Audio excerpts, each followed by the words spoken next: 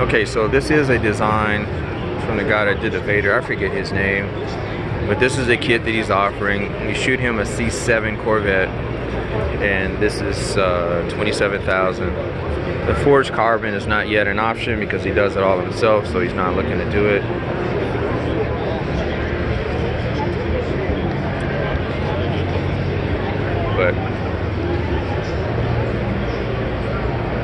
But this car is really, hold on, I gotta tell you, this car is stupid wide. It's 90 inches wide.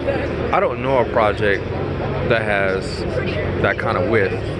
So these are 24-inch rims on this. I mean, that's stupid in itself too.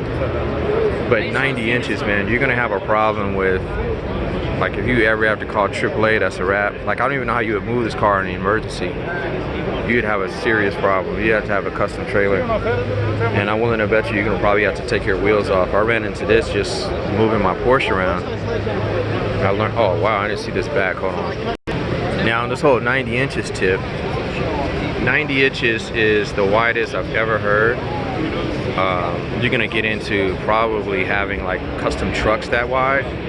But the widest car, an Aventador is 86 inches, it's 80 inches. So Aventador Liberty Walk is 86 and a half, that's pretty wide. And then you got the MC12 Maserati is 82 inches wide, but it's not too many cars that's that wide, but 90 inches, that is unreal.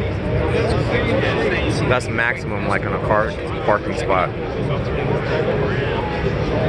And that is a serious tail light.